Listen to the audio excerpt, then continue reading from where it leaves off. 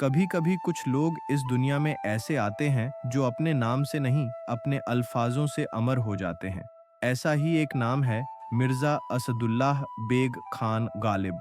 उनका जन्म 27 दिसंबर 1797 में आगरा में हुआ था। बचपन में ही माता पिता का साया सिर से उठ गया और शायद यहीं से उनके अंदर वो दर्द पैदा हुआ जो आगे चलकर उनकी शायरी की रूह बना।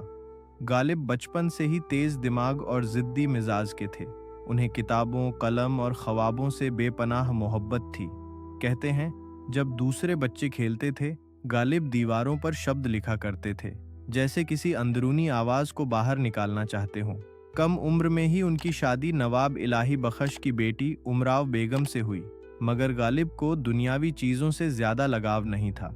उन्हें शायरी से ही सच्चा इश्क था। वो कहते थे, हजारों ख्वाहिशें ऐसी कि हर ख्वाहिश पे दम निकले, बहुत निकले मेरे अरमान लेकिन फिर भी कम निकले। उनकी जिंदगी में दर्द की कोई कमी नहीं थी।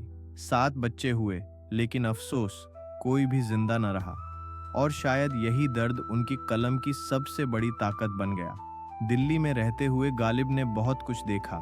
मुगल सल्तनत का पतन, शानो शौकत का ढलता दौर और अंग्रेजों की बढ़ती ताकत, मगर उनकी कलम कभी झुकी नहीं। वो कहते थे, हैं और भी दुनिया में सुखनवर बहुत अच्छे। कहते हैं कि गालिब का है अंदाज़े बयां, और उनके शेर सिर्फ मोहब्बत नहीं, जिंदगी का आईना थे। वो कहते थे, दिल ही तो है न संगो खश्त, दर्द से भर न आए क्यों, रोएंगे हम भी अगर तेरी आंखों में आंसू आए। 1857 की क्रांति के दौरान गालिब ने इंसानियत की तबाही अपनी आंखों से देखी। दिल्ली खंडहरों में तब्दील हो गई थी, लेकिन गालिब की कलम से उम्मीद की रोशनी बुझी नहीं। उन्होंने लिखा, बस कि दुश्वार है हर काम का आसान होना, आदमी को भी मयस्सर नहीं इंसान होना।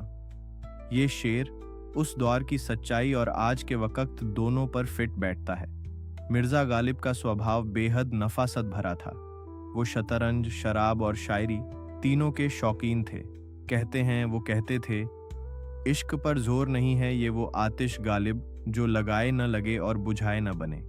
उनकी बातों में वो नज़ाकत थी जो सिर्फ एक असली शायर के पास होती है। 15 फरवरी 1869 को गालिब इस दुनिया को अलविदा कह गए, मगर उनका नाम, उनकी शायरी और उनकी सोच आज भी जिंदा है। गालिब सिर्फ एक शायर नहीं थे, वो एक एहसास थे जो हर उस दिल में धड़कता है जिसने कभी मोहब्बत की हो या दर्द महसूस किया हो। और शायद इसीलिए आज भी जब कोई शेर पढ़ता है तो कहीं ना कहीं गालिब मुस्कुरा रहे होते हैं, अपने अल्फाजों की गहराई में, उस सदी से इस सदी तक, बस इतना कहने के लिए। दिल ढूंढता है फिर वही फुर्सत के रात दिन, बैठे रहें तसव्वुर ए जाने जां किए हुए।